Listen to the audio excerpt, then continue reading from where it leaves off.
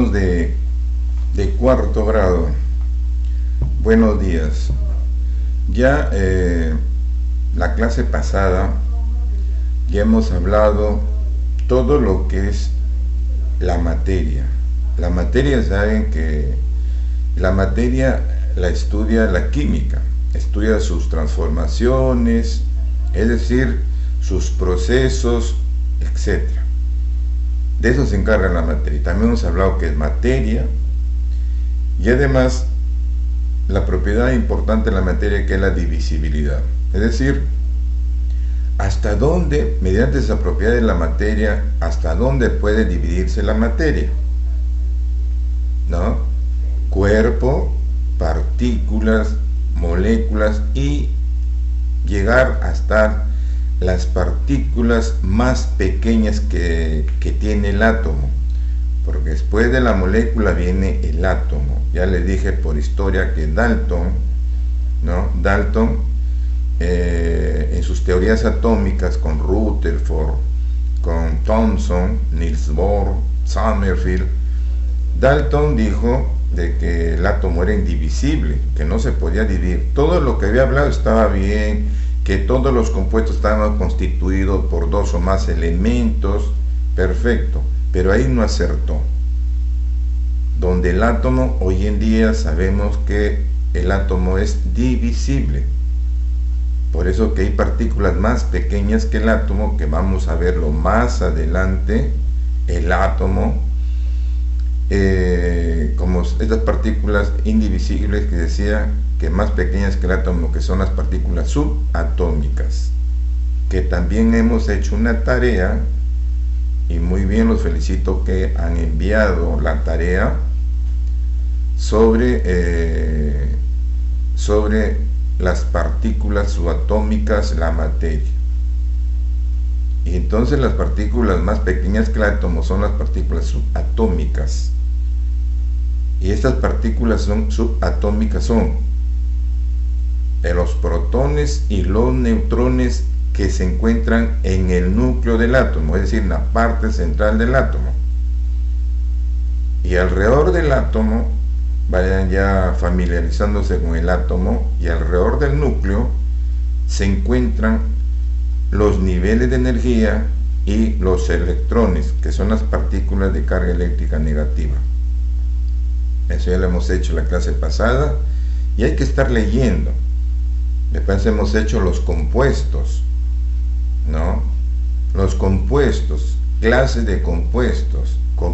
¿Qué es un compuesto? Por el número de elementos. Ya tienen que saber ustedes qué es un elemento, por el número de elementos. Y también qué es un átomo, por el número de átomos. Hay que estar leyendo porque la memoria es muy frágil, hay que leer. Bien, hoy pasamos a un tema, vamos a hablar del reino Plantae. En otras palabras, me refiero al reino de las plantas. Pero antes de hablar de las plantas, vamos a hablar del padre de la botánica, que es Teofrasto. ¿Quién es Teofrasto? Teofrasto nació en el año 372 a.C., es decir, todavía no nacía Cristo, porque el año que nace Cristo, en el año 1, recién para adelante se comienza a contabilizar el tiempo, ¿no?, de la época de la humanidad. Pero antes que nazca Cristo ya habían países como Grecia, ya existía Grecia, Roma. Entonces Teofrasto, él nació en el año 372 a.C.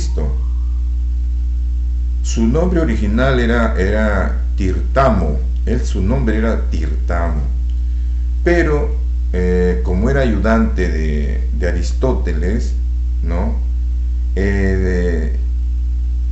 Aristóteles fue el que le puso este apodo, Teofrasto. De ahí se quedó con Teofrasto. Lo más importante de Teofrasto son sus escritos, que son 2 volúmenes tratados botánicos, como son, por ejemplo, la historia de las plantas, que consta de 9 libros. También tiene un volumen de tratados sobre las causas de las plantas. Son 6 libros. Estos libros que escribió Teofrasto fueron los más importantes, fue la importante contribución a la ciencia botánica durante 1700 años, desde su aparición en la antigüedad. Bien, hoy vamos a hablar en la página 51, vamos a hablar del reino de las plantas. Las plantas obtienen la energía de la luz del sol a través de la clorofila, que está presente en sus cloroplastos. Es decir, los seres vivos, tanto animales y plantas, tienen células, ¿no? Tienen un núcleo, tienen un citoplasma, tienen una membrana celular. Entonces, en las células de las plantas en el citoplasma están los cloroplastos, y dentro de los cloroplastos se encuentran unos pigmentos que le dan color verde a la planta, que se llama clorofila. Y las plantas, como tienen esa clorofila, convierten el dióxido de carbono y el agua en azúcares, los cuales se utiliza como fuente de energía. Bien, este proceso vamos a hablar de la fotosíntesis.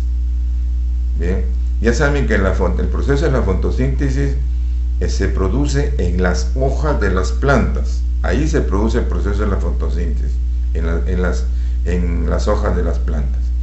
¿Y qué hace la planta para producir la fotosíntesis?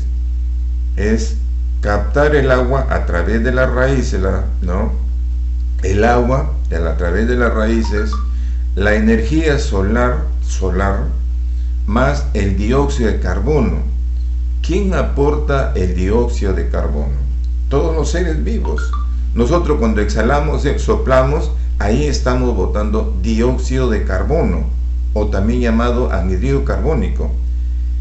Y en conjunto de todos los seres vivos, las plantas captan esos 3 elementos: agua a través de las raíces, la energía solar y también el dióxido de carbono a través de los seres vivos, de los animales, el ser humano.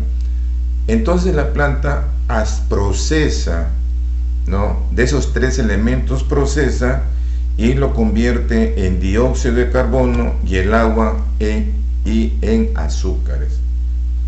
Por eso es que es importante las plantas, porque nos dan oxígeno a través del proceso de la fotosíntesis y nos dan azúcares en sus frutos. El día que no haya plantas en el planeta Tierra, no hay vida. Por eso hay que conservar las plantas en los jardines. Cuando más plantas va a ser mucho mejor, porque va a haber bastante oxígeno para el ser humano. Bien, ese es un tema que vamos a tratar más adelante, hablar sobre la fotosíntesis. Bien, el cuerpo de las plantas está formado, ya ustedes han estudiado en años inferiores, por 3 partes importantes. La raíz fija la planta en el subsuelo, lo fija, ahí se fijan ellas, y le permite, por supuesto, a través de las raíces, captar agua y sales minerales disueltas, ¿no? Después tenemos el tallo. El tallo sostiene las hojas y las separa del suelo, acercándolas a la luz del sol. En su interior hay conductos que comunican las hojas con la raíz. Ya sabemos que el tallo sostiene todo lo que esté en las plantas. Y tenemos las hojas. de las plantas son verdes. Ya le dije por qué son verdes las plantas. En ellas realizan el proceso de la fotosíntesis, que es la base de la nutrición. Entonces, como ven, una de las preguntas les decía a sus compañeros, ¿y por qué las plantas realizan la fotosíntesis? ¿Por qué ellas producen oxígeno? ¿Por qué nos dan oxígeno a todos los seres vivos, a los animales? ¿No? ¿Por qué? ¿No? ¿Por qué? Digo, ¿por qué es así? ¿Por qué nosotros no podemos hacer nuestros propios alimentos? Porque las plantas, ellas hacen sus propios alimentos, inclusive tienen sustancias reservas y dan a para todos los seres vivos también. Por eso es que a las plantas se le llaman seres autótrofos.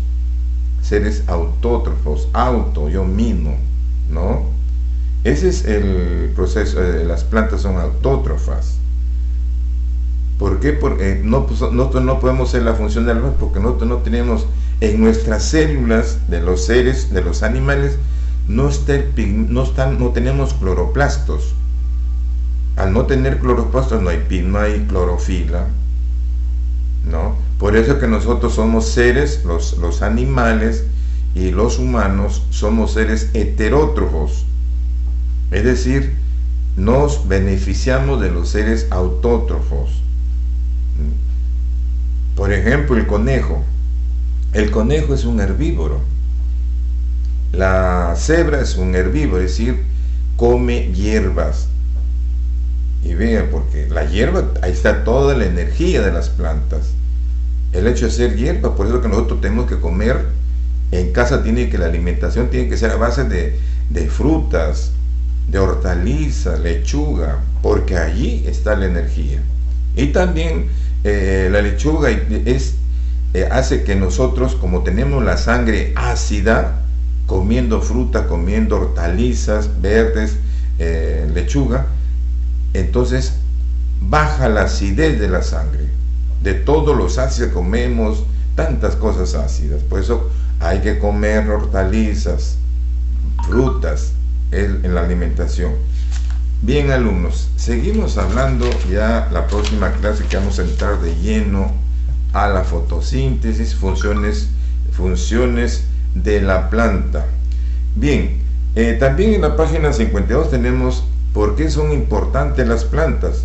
Los vegetales son imprescindibles, pues aparte de regenerar el oxígeno, ya les dije, que respiramos los seres vivos, nos proporcionan alimentos y materias primas para la industria y otros muchos beneficios, como el de fijar el suelo para que nuestras tierras no se conviertan en desiertos.